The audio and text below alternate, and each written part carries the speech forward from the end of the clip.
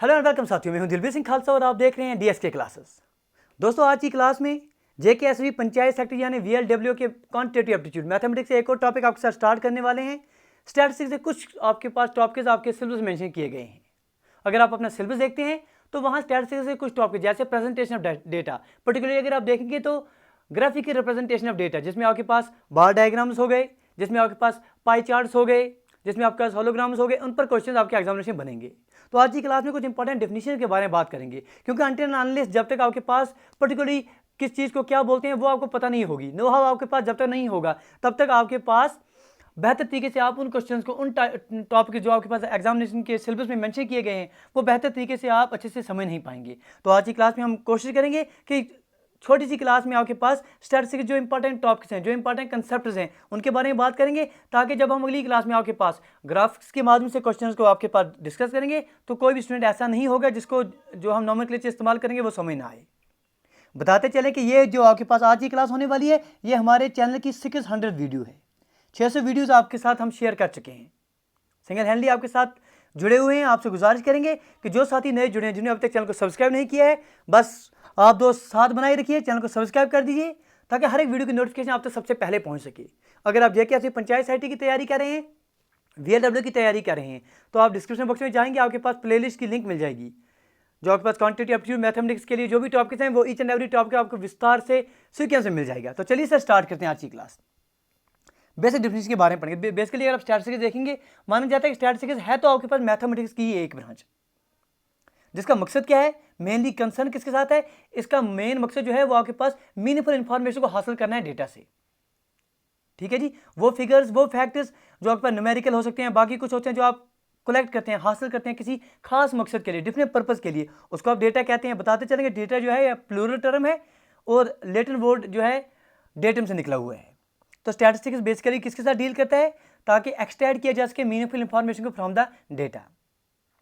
ठीक है जी, तो मेन मकसद जो है स्टैटिस्टिक्स है वो आपके पास COAI हम मानते हैं।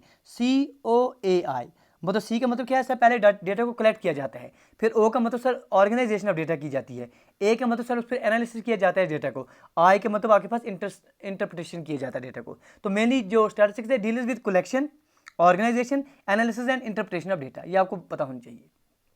तो हम आपको बता चुके हैं कि वो फैक्टर्स, वो फिगर्स जो न्यूमेरिकल हों, बाकी हों, जो आप हासिल करते हैं किसी खास पर्टिकुलर मकसद के लिए, उसको आप डेटा कहते हैं।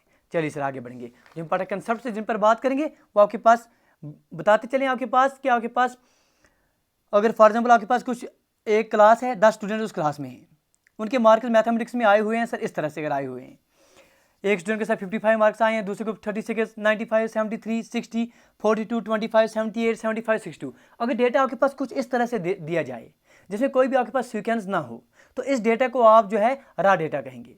देखिए पहले डेटा में आप जो है, पहले डेटा को कलेक्ट करने का मकसद है वो आपके सिलेबस में मेंशन नहीं है, क्योंकि आपके पास डेटा दो तरह का होता है, एक तो प्राइमरी डेटा होता है, एक तो सेकेंडरी डेटा होता है। प्राइमरी डेटा वो डेटा हो गया जो जिसको जरूरत है वही इंफॉर्मेशन खुद हासिल कर रहा है। ठीक है जी, when the information is collected by the investigator himself or herself with a different objective, तो उस डेटा को आप कहेंगे प्राइमरी डेटा। ये जो इसके अलावा जो आपके पास ऑलरेडी जो पब्लिशड डेटा होता है, जो इन्फॉर्मेशन आपके पास ऑलरेडी अवेलेबल होती है, उससे जो इन्फॉर्मेशन हासिल की जाती है उसका सेकेंडरी डेटा कहेंगे। तो प्राइमरी डेटा हासिल करने के भी बहुत सारे तरीके हो सकते हैं, सेकेंडरी डेटा हासिल करने के भी बहुत सारे तरीके हो सकते हैं, जो कि आपके सिलेबस में मेंशन नहीं है, इसलिए हम उसको उस टॉपिक को स्किप करेंगे। हमारा जो मकसद रहेगा वो आपके पास क्या रहेगा सर, प्रेजेंटेशन ऑफ डेटा आपके एग्जामिनेशन में मेंशन किया गया, उसी के बारे में बात करेंगे। तो प्रेजेंटेशन ऑफ डेटा समझने के लिए पहली बात जो आप समझेंगे कि डेटा को हम दो तरीके से समझते हैं। एक तो आपके पास होता है सर रा डाटा, अनग्रुप्ड डेटा जिसे आप कहते हैं। कुछ तरह जिस तरह से आपके पास यहाँ एग्जांपल दी गई है कि आपके पास एक एग्जामिनेशन हुआ है, उस एग्जामिनेशन में डेटा आपके पास कुछ इस तरह से अगर दिया जाए कि एग्जामिनेशन मार्क्स सर इतने 55 एक बच्चे को आए हैं, दूसरे बच्चे को इतने मार्क्स आए हुए हैं, तो इस तरह का डेटा अगर आपके पास दिया जाए जिसमें कोई भी सीक्वेंस आपके पास ना दिया जाए, when the data presented is random and is not prepared according to some order, किसी ऑर्डर में किसी खास सीक्वेंस में डेटा ना दिया जाए, जैसे इस तरह से यहाँ पर आपके पास डेटा दिया गया है, किसी ऑर्डर में किसी सीक्वेंस में डेटा आपके पास नहीं दिया गया है, तो इस डेटा को आप रा डेटा कहेंगे या अनग्रुप्ड डेटा कहेंगे। और ख्याल रखिए आप बात को, जो आपके पास अनग्रुप्ड डेटा है, जो आपके पास रा डेटा है, it does not give a clear picture of the class. ठीक है जी। क्लियर पिक्चर जो है इस जो आपके पास गिवन सर्कमस्टेंस ने उनकी क्लियर पिक्चर आपके पास ये रॉ डाटा नहीं देता है। अगर हम बात करेंगे कि ये जो डेटा आपके पास दिया गया है, इस डेटा को आप किसी सीक्वेंस में लगाएंगे, असेंडिंग ऑर्डर में मार्क्स लगाएंगे या डिसेंडिंग ऑर्डर में लगाएंगे, तो कुछ इस तरह से आपके पास बनता हुआ नजर आ जाएगा कि 25, 36, 42 इस तरह से मार्क्स बनते हुए आएंगे।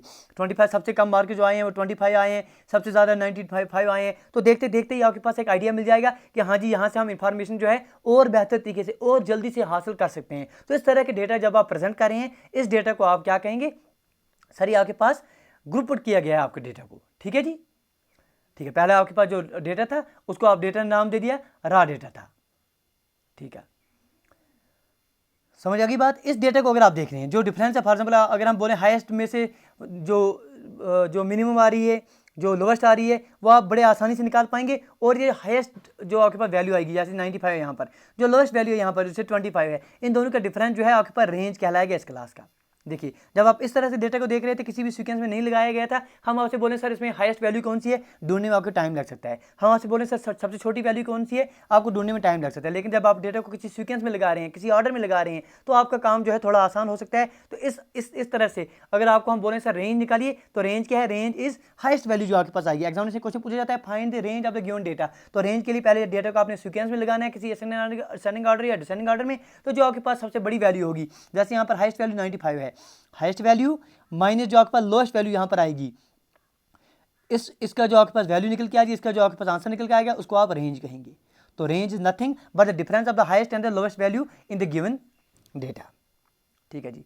और जब प्रेजेंट कर रहे हैं आप डेटा को असेंडिंग या डिसेंडिंग ऑर्डर में, can be quiet time consuming particularly when the number of observations in the experiment large. अब देखिए, आपके पास अगर डेटा सीमित है, कुछ ही आपके पास पर्सन्स है, कुछ ही डेटा आपके पास है, तो आप असेंडिंग ऑर्डर या डिसेंडिंग ऑर्डर में लगाएंगे, आपका काम जो है बन जाएगा, आप जो है बड़े आसानी से इन्फॉर्मेशन हासिल कर सकेंगे। लेकिन ऐसा भी तो हो सकता है कि डेटा जो आपके पास दिया जाएगा सर, वो इन्फॉर्मेशन जो होगी वो सर बहुत ज़्यादा हो, वो आपके पास इन्फॉर्मेशन बहुत ज़्यादा हो। तो उस सूरत में आप क्या करेंगे? उस सूरत में तो आप सर ऐसा नहीं कर पाएंगे कि सारे डेटा को आप अरेंज करने लग जाएं। ठीक है जी। तो उस सूरत में आप क्या करते हैं इस्तेमाल, सर आप फ्रीक्वेंसी डिस्ट्रीब्यूशन टेबल का इस्तेमाल करते हैं। ठीक है जी। क्लास रेंज का इस्तेमाल, क्लास मार्क का इस्तेमाल करेंगे कुछ इस तरह से। फॉर एग्जांपल अगर आपके पास डेटा दिया जाए, सर आपके पास एक क्लास दी जा रही है, एक क्लास के मार्क्स जो है 100 में से 30 स्टूडेंट कितने आए हुए हैं। अब ये तो पॉसिबल नहीं है सर, बड़ा टाइम कंज्यूमिंग होगा कि आप सारे के सारे स्टूडेंट्स को जो है मार्क्स को असेंडिंग ऑर्डर या डिसेंडिंग ऑर्डर में लगाते चले जाएं, क्योंकि 30 स्टूडेंट्स का डेटा सर बहुत लंबा हो सकता है, बहुत टाइम कंज्यूमिंग आपके पास हो सकता है। तो इस डेटा को आप क्या करेंगे, इस डेटा को सर आप इस्तेमाल करते हैं इसको अंडरस्टैंड करने के लिए और आसानी से। वी यूज़ टेबल, हम टेबल का इस्तेमाल करते हैं। कुछ इस तरह से हम टेबल बनाएंगे, जैसे ये टेबल आपके पास बनाया, हम देखेंगे 10 मार्क्स सर कितने स्टूडेंट्स को आए हैं, कितनी बार कोई वैल्यू सर जो है रिपीट हो रही है, उसको आप उसकी फ्रीक्वेंसी कहेंगे। Number of times and observation occurs is known as a frequency. जैसे सर 10 मार्क्स यहाँ कितने स्टूडेंट्स को आए हैं, सर यहाँ पर एक स्टूडेंट को यहाँ पर आप देखेंगे, यहाँ पर और कहीं पर देखेंगे 10 मार्क्स कहीं पर आए हुए हैं, सर पहले रो में तो नहीं मिल रहे हैं, दूसरे में आप देखेंगे, तीसरे में आप देखेंगे, आप बोलेंगे 10 मार्क्स सर केवल एक स्टूडेंट को आए हैं, तो 1 जो है वो फ्रीक्वेंसी हो गई 10 मार्क्स की। मतलब frequency is the number of times and observation occur in the given data. ठीक है, तो आप इस तरह से देखें 20 मार्क्स कितने स्टूडेंट्स को आए हैं, 36 मार्क्स कितने स्टूडेंट्स को आए हैं, तो टोटल स्टूडेंट्स आपके पास 36 आ जाएंगे। जो ये वाला टेबल है, इस टेबल को आप कहेंगे sir ungrouped frequency distribution table, या सिंपली इसको कहते हैं फ्रीक्वेंसी डिस्ट्रीब्यूशन टेबल। इस पर क्वेश्चन आपके एग्जामिनेशन में आ सकते हैं। बात क्या है सर, आपने जो है डेटा अगर आपने देखा सर लिमिटेड डेटा है, तो आप असेंडिंग ऑर्डर डिसेंडिंग ऑर्डर में लगाकर रेंज पता कर सकते हैं, या जो भी इन्फॉर्मेशन आपको चाहिए होगी कर सकते हैं। लेकिन अगर आपके पास ऑब्जर्वेशन जो आपके पास डेटा दिया गया है उसकी वैल्यू ज़्यादा हो, तो आप क्या करेंगे सर, आप टेबल का इस्तेमाल करेंगे अनग्रुप्ड फ्रीक्वेंसी डिस्ट्रीब्यूशन टेबल जिसे आप कह रहे हैं, या सिंपली फ्रीक्वेंसी डिस्ट्रीब्यूशन टेबल कह रहे हैं। ठीक है जी। ये सर अपनी चीज़ें जो हैं सिर्फ नाम मात्र चीज़ों को समझना है, ताकि एग्जामिनेशन में जब हम अगले जो आपके पास ग्राफ सर क्वेश्चन करेंगे, तो कोई भी ऐसा स्टूडेंट नहीं हो जिसको किसी भी टॉपिक में परेशानी हो। ठीक है, ये बात आपको पता चल गई कि फ्रीक्वेंसी क्या है। सर फ्रीक्वेंसी बोला जाए, अगर आपसे पूछा जाए कि what do you mean by frequency of the observations, अगर फ्रीक्वेंसी के बारे में पूछा जाए फ्रीक्वेंसी क्या है, आप बोलेंगे frequency is the number of times and observation occurs in the given data. ठीक है जी। अब इससे भी आगे हम चलेंगे। फॉर एग्जाम्पल सर अभी आपके पास 30, 32, 40 तक थे, तो आपने कर लिया। अगर आप डेटा और ज़्यादा आ जाए, फॉर एग्जाम्पल आपके पास कंसेप्ट कुछ इस तरह से आ जाए, क्या आपके पास कभी कभी बहुत लारा डेटा आ रहा है, फिर उसको हम इस तरह का डेटा आ जाए कि आपने sir 100 planters each wire planted in 100 schools, 100 planters आपने 100 स्कूल्स में जो है प्लांट किए गए, जब आपके पास वन महोत्सव का प्रोग्राम था, 1 महीने के बाद देखें कि हर स्कूल में कितने कितने जो आपके पास पौधे हैं वो बचे हुए हैं, सर्वाइव किए गए हैं। तो डेटा को आपने इस तरह से लगाया हुआ है। तो इस तरह का इतना बड़ा डेटा अगर आपके पास आ जाए तो इस डेटा को समझने के लिए, डेटा को आसानी से अंडरस्टैंड करने के लिए हम इस्तेमाल करते हैं सर क्लास इंटरवल्स का। किसके इस्तेमाल करते हैं सर? क्लास इंटरवल्स का इस्तेमाल करते हैं। क्लास इंटरवल्स, समझिए अच्छी बात को। क्लास इंटरवल्स क्या है सर? क्लास इंटरवल बेसिकली आपके पास ग्रुप्स होते हैं जिसमें आपके पास ऑब्जर्वेशन को डिवाइड किया जाता है। हर क्लास को बाउंड किया जाता है 2 फिगर्स में, जिन्हें आप क्लास लिमिट्स कहते हैं। जो लेफ्ट साइड में आती है उसको आप लोअर लिमिट कहते हैं, जो राइट साइड में आती है उसको अपर लिमिट कहते हैं। जैसे फॉर एग्जांपल आपके पास अगर इस तरह से जो डेटा दिया गया था, ये जो आपके पास ऑब्जर्वेशन दिए गए थे, इतने पेड़ पौधे सर हमने हर एक पे इधर लगाए, तो कुछ स्कूलों में सर इतने पेड़ बचे हुए हैं, कुछ स्कूल में इतने पेड़ बचे हुए हैं, तो इसको हम क्लास मार्क के तौर पर जो है अगर दर्शाएंगे, जैसे 20 से लेकर 29 तक सर हम एक क्लास इंटरवल बना लेंगे। सर दूसरा इंटरवल हम जो है 30 से लेकर देखेंगे 39 पेड़ पौधे कितने स्टूडेंट कितने स्कूल में बचे हुए हैं, 40 से लेकर 49 तक कितने, ऐसे जो हैं ये आपके पास क्या कहलाएंगे? These are class intervals. In class interval जो लेफ्ट में आ रहा है इसको कहेंगे सर लोअर लिमिट, जो आपके पास राइट साइड में आ रहा है इसे कहेंगे हम अपर लिमिट। समझ रहे हैं बात को? समझ रहे हैं? लोअर लिमिट और अपर लिमिट, और इन दोनों का जो आपके पास एवरेज आ जाएगा, जैसे lower limit plus times upper limit divide by आप 2 करेंगे तो ये आपके पास वैल्यू दे देगा किसकी? सर क्लास मार्क की। तो क्लास मार्क आपसे पूछा जाए, class mark is nothing but it is the mid point of class interval. कोई भी क्लास इंटरवल आप ले रहे हैं, फॉर एग्जांपल आपने सर 20 से लेकर 30 तक एक क्लास इंटरवल ले लिया, तो अपर लिमिट क्या है सर 30, लोअर लिमिट क्या है सर 20, दोनों को ऐड करेंगे सर हो गया 50 डिवाइड बाय 2 कितने हो गया सर 25 जो है इसका क्लास मार्क आ जाएगा। Class mark is the mid point of the class interval. कोई भी क्लास इंटरवल आपके पास दिया जाएगा, जैसे आपके पास 50 से लेकर 60 तक एक क्लास इंटरवल दिया जाएगा, तो इसका अगर आपसे पूछा जाए कि लोअर लिमिट क्या है सर 50 है, अपर लिमिट क्या है सर 60 है, क्लास मार्क क्या है 60 प्लस 50 कितना हो गया सर 110 डिवाइड बाय 2 करेंगे 55 जो है आपके पास आंसर आ गया। तो ये चीज़ें आपने समझी हैं। तो अब ये जो आपके पास गिवन एग्जांपल है, अगर आपके पास यही एग्जांपल आपको हम डिस्कस करें, इसके बारे में बात करें कि अगर आप देख रहे हैं सर आपके पास एक स्कूल है, एक आपके पास वन महोत्सव हुआ था, तो 100 स्कूल में आपने 100 प्लांट्स उगाए हैं। 1 महीने के बाद आप देख रहे हैं तो कितने स्कूल में कितने पेड़ जो हैं बचे हुए हैं, तो इतना बड़ा डेटा आपके पास आ जाए तो इसको हम जो है किसकी मदद से करेंगे? To present such a large amount of data so as to reader can make sense of it easily, आसानी से कोई रीडर्स को समझ सके, तो हम इस्तेमाल करते हैं ग्रुप्स का। जैसे 20 से लेकर 29 तक एक ग्रुप लेंगे, 30 से लेकर 39 100 हम ग्रुप लेंगे। ठीक है जी, इन ग्रुप्स को आप क्लासेस कहते हैं या क्लास इंटरवल्स कहेंगे, जो अभी जिसके बारे में अभी हमने आपको बोला है। और जो साइज है इसको आप क्लास साइज कहते हैं या क्लास विड्थ कहते हैं। जैसे यहाँ पर आपके पास 39 - 10 39 से लेकर 10 तक यहाँ 10 की विड्थ आ रही है, यहाँ 10 की विड्थ आ रही है। ठीक है जी, लोअर जो लेफ्ट साइड में आ रहा है उसको लोअर लिमिट कहेंगे, जो ग्रेटर नंबर आ रहा है उसको आप अपर लिमिट कहेंगे।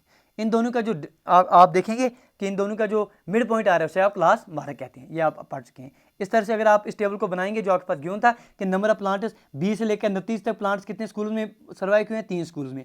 30 से लेकर 39 तक कितने स्कूल में प्लांट्स सर्वाइव किए हुए हैं? 14 की हुए हैं। इस तरह से 100 आप देखेंगे तो टोटल आपके पास यहाँ पर नंबर ऑफ स्कूल्स 100 आ जाएंगे, जो जिसके बारे में आपको इन्फॉर्मेशन लेनी थी। तो यहाँ से अगर आपने कोई भी इन्फॉर्मेशन लेनी हो तो बहुत आसानी से with help of these class intervals आप आसानी से ले पाएंगे। फॉर एग्जाम्पल हम आपसे पूछें कि आप हमें बताइए सर लगभग 60 के 60 से 69 के बीच में कितने स्कूल्स में जो है 60 से 69 के बीच में कितने स्कूलों में जो पेड़ पौधे हैं वो बचे हुए हैं, सर्वाइव किए हुए हैं। तो आप यहाँ से देखेंगे 60 से 69 कितने आ रहे हैं सर? यहाँ 60 से 69 18 स्कूल ऐसे हैं जिनमें सर ये पेड़ पौधे बचे हुए हैं। अगर आप इस तरह से यहाँ से देखते गिनने बैठते तो ये मुश्किल हो सकता था डेटा को समझने के लिए। तो इस तरह से जब आप इस टेबल के माध्यम से इसको डेटा को बना रही हैं तो ये बहुत आसान बना जाता है डेटा को समझने के लिए। ठीक है जी, तो ख्याल रखिए जब आप प्रेजेंट कर रहे हैं डेटा को इस फॉर्म में, या सिंप्लीफाई करते हैं, आसान बना देता है, कंडेंस कर देता है डेटा को, आपको इस काबिल बना देता है ताकि आप ऑब्जर्व कर सकें कुछ चीज़ों को, कुछ फीचर्स को एट ए ग्लांस आसानी से देखकर। इस जो आपके पास ये टेबल जो बन के आया इसको आप ग्रुप्ड फ्रीक्वेंसी डिस्ट्रीब्यूशन टेबल कह रहे हैं। जिसमें आप क्लास इंटरवल का इस्तेमाल कर रहे हैं उसको आप क्या कहेंगे sir? Grouped frequency distribution table. इसके पहले आपने जो है सिंपल टेबल पढ़ा था जिसको आपने अनग्रुप्ड फ्रीक्वेंसी डिस्ट्रीब्यूशन टेबल का नाम दिया था। उम्मीद करेंगे कि चीज़ें आप जो हैं बड़े बेहतरीन तरीके से सीख रहे हैं। गुजारिश करेंगे अगर आज की क्लास में आप कुछ सीख रहे हैं तो साथ साथ जो है अपने दोस्तों के साथ लाइक शेयर सब्सक्राइब करना ना भूलना। इसके बाद सर कुछ और चीज़ें जिनके बारे में आपको पता होना चाहिए वो है सर मीन, मीडियन और मोड। इसके बारे में पता होना चाहिए। नॉमेनक्लेचर में लिखता है सर मीन क्या? सिंपल एवरेज है। कोई भी आपके पास डेटा दिया जाएगा, नंबर ऑफ ऑब्जर्वेशंस आपके पास कुछ दिए जाएंगे, आप क्या करेंगे सर? सम ऑफ ऑब्जर्वेशंस करेंगे, सम ऑफ एक्स बार से आप नोट करेंगे। फॉर एग्जांपल सर आपके पास एक क्लास दिए गए हैं, उसके मार्क्स सर दिए गए हैं 1 2 3 4 5 ये मार्क्स दिए गए हैं। आपका एवरेज पूछा जाए, मीन पूछा जाए, सबको ऐड करेंगे, डिवाइडेड नंबर ऑफ ऑब्जर्वेशन करेंगे। 5 + 4 9, 9 + 3 12, 12 + 2 कितने हो गए सर 14 और 1 कितने हो गए 15, 15 डिवाइड बाई 2 आप करेंगे तो 7.5 जो है इसका आपके पास मीन आ जाएगा। तो मीन कहें या एवरेज कहें, नंबर ऑफ ऑब्जर्वेशन क्या है, it is sum of value of all the observation, sum of observation divided total number of observation, it is noted by X bar, X ऊपर इस तरह से अगर आप लिखेंगे तो इससे आप डिनोट करते हैं, सिंपल नाम मात्र आप याद रख दीजिए। दूसरा आपके पास होता है सर मीडियन। मीडियन क्या है, अगर आपका गिवन ऑब्जर्वेशन है इसको आप असेंडिंग ऑर्डर में लगाएंगे या डिसेंडिंग ऑर्डर में लगाएंगे, जो भी आपके पास डेटा आ जाएगा उसकी जो बीच वैल्यू आ जाएगी, मिडिल वैल्यू आ जाएगी, उसको आप मीडियन कहेंगे। फॉर एग्जाम्पल आपके पास डेटा दिया जाएगा 1 2 3 4 5 6 7, तो आप देखेंगे इसमें मिडिल वैल्यू कौन से, जब असेंडिंग ऑर्डर में लगाया आपने तो ये जो आपके बीच में 4 आ रहा है, this 4 is known as median. लेकिन मीडियन निकालने के लिए ख्याल रखिए मेरे दोस्त कि मीडियन निकालने के लिए पहले जो गिवन डेटा है या तो आपको उसको असेंडिंग ऑर्डर में लगाना पड़ेगा या तो आपको उसको डिसेंडिंग ऑर्डर में लगाना पड़ेगा। लगाने के बाद जो आपका वैल्यू बीच में आ जाएगी उसको आप कहेंगे मेरे दोस्त, उसको आप मीडियन कहेंगे। ख्याल रखने वाली बात है कि मीडियन निकालने के लिए दो चीज़ें हो सकती हैं, या तो आपके पास जो गिवन वैल्यू है ऑड नंबर आ सकते हैं, जैसे यहाँ पर 7 आ जाएंगे, 7 आ जाएंगे तो 3 एक तरफ चल के 3 एक तरफ से बीच वाली जो वैल्यू है वो आपके पास आंसर आ गया। अगर आपके पास इवन नंबर आ जाएं तो बीच में दो नंबर, फॉर एग्जाम्पल सर यहाँ पर 8 आ जाएं तो बीच के जो 3 इस तरफ 3 इस तरफ, बीच के जो 2 आ रहे हैं इन दोनों को आप ऐड करेंगे, इसका एवरेज निकालेंगे, 4 + 5 डिवाइड बाई 2 आप करेंगे तो वही आपके पास इसका आंसर आ जाएगा मीडियन का।